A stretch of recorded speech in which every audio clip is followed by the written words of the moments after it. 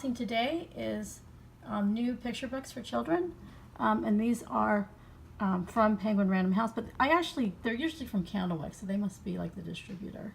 And these books are all out May 7th, so that is coming up fast. So let's take a look. And this box has like 4 or 5. And so the first are a pair of board books. And I've seen this series before. It's from the British Museum. So it's really cool because it's actually art and objects from the British Museum, like, real, artifacts.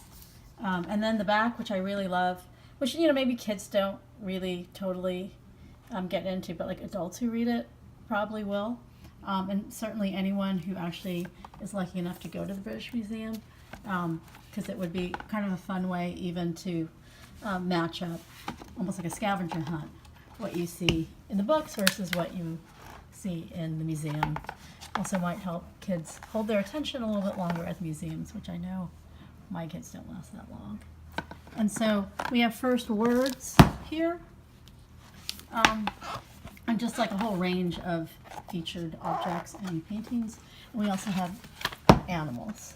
And so, there's just like plenty of everything. There's everything in that museum. So it's pretty cool that they're able to pull it out for these board books. The next one is Rosemary Wells' book, Felix Eats Up. And a lot of these of this series seems to be themed around a particular issue that a child might be working on. And this one looks like perhaps Felix is a picky eater. Oh, in fact he is. He doesn't want to try anything new. And so, yeah, this series seems to be like teaching, because there was one about pee accidents. And so, who doesn't love Rosemary Wells and this cast of characters? Oh, look. Looks like Chinese food. So anyway, that looks fun. Rosemary Wells, always very solid,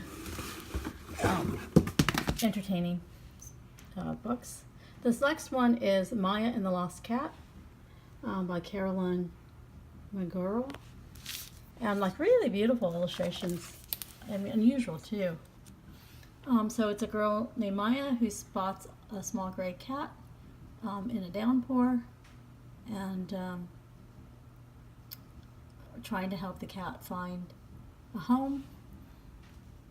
And yeah, from Candlewick Press. But really whimsical. Almost reminds me of Quentin Blake, the one who does the Roald Dahl, except it's like more colorful. And so it is a lost cat. So here she's trying to get the cat.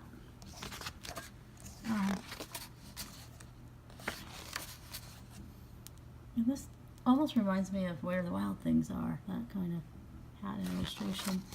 And she's searching for the cat owner, and probably in the process will be attached to the cat. Here's the cat.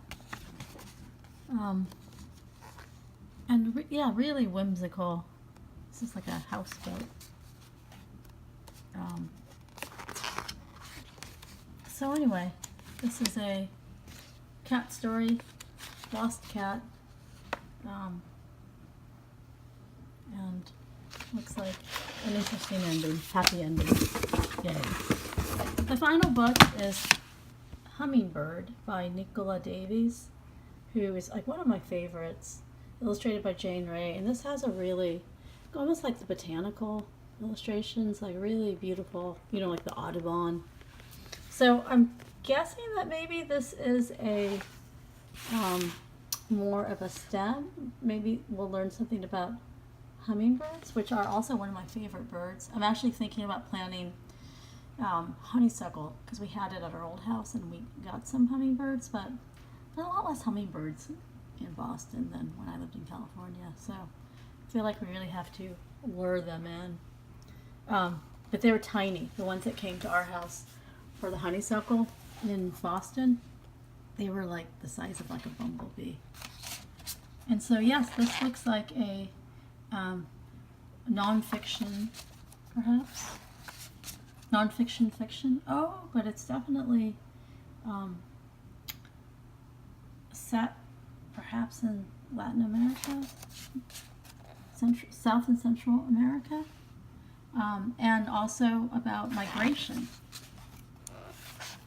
And so, that narrative nonfiction is sort of one of my favorite ways to introduce kids to STEM concepts, because it's totally a story, but also you learn something. That's actually, like, I love that.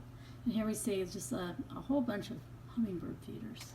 There's really sugared water inside. And really, honest to God, look at this. The most beautiful illustrations. Reminds me of the ox cart man, this spread. And here we see the hummingbird. Yeah, they're the same size as a bee. As it makes its way and goes through its life cycle. Wow.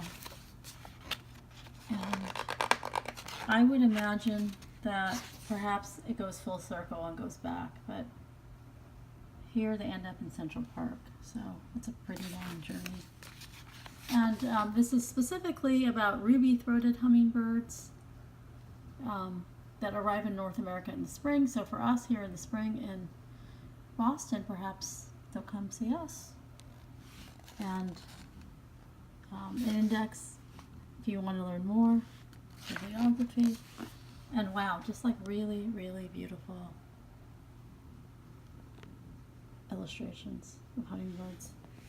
And so Nicola Davies, these are some of the books that she wrote. The Day War Came, I thought, was a really powerful book. Yeah, she just has writes great books.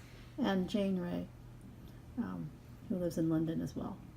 Oh no, Nicola Davies actually lives in Wales, so UK. Okay, thank you.